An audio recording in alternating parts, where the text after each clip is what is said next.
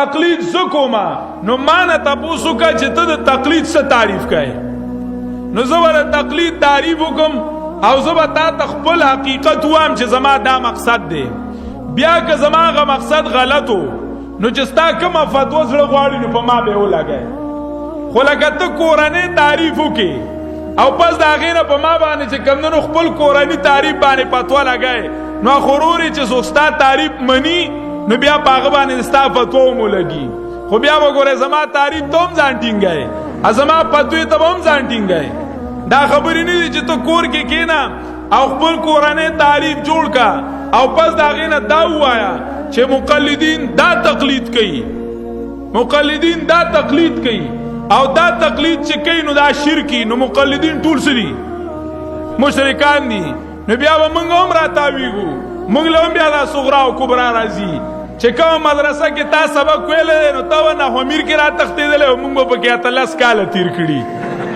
ته به د نحومیر نه چې کمدنو بلوغ المرام ته رسېدلی او موږ به په دمه دمه په باره باندې تللي یو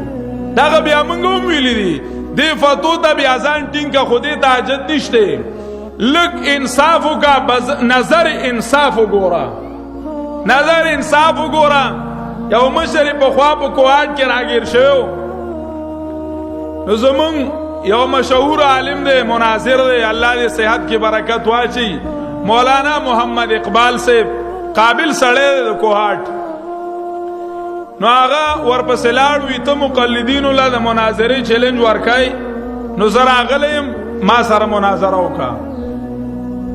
هغه ورته وي زه خو تا سره مناظره نه کوم وی ما خو جمعیت والا ولا چیلنج ورکړی دی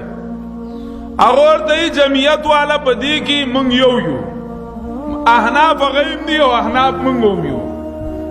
موږ یو نو زه د جمعیت د طرف نه تا سره مناظره کوم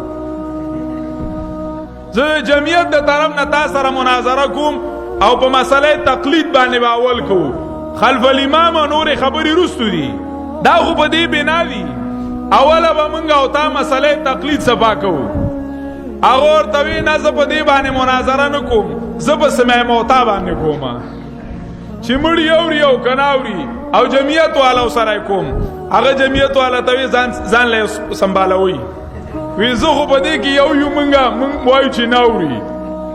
هغې ورته وي زموږ دپاره مناظره وکړه خیر دی ته راسره وکړه هغې مقلد کاکا ورته وایي زه اشاعت والا سره مناظره نه کوم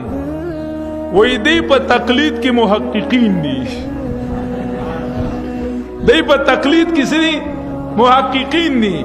نو دی تقلید کې تحقیق څه مطلب دی باید تی ووایه ځه تی ووایه او تقلید کې محققین دي دا سم دي هیڅ خبره نه ده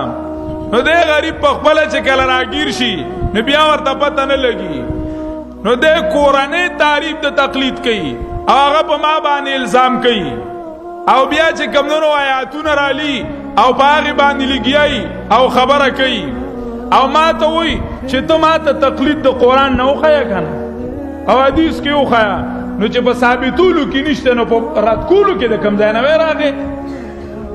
دا هم عجیبه تدبیر دی په ثابتولو کې په قرآن کې نه تقلید هیڅ ځای نشته په ثابتولو کې نشته دا به زه وښیم چې قرآن کې شته او که نشته خو تقلید چې کمدنو وی نشته او په حدیثو کې وی نشته او چې رد کوي نو بیا را باندې قرآن هم پیټ کوي او حدیث را باندې هم پیټ کوي عجیبه خبره ده بای که تجر و بای لا تجر زما دپاره په قرآن کې نشته او د ده دپاره پکې شته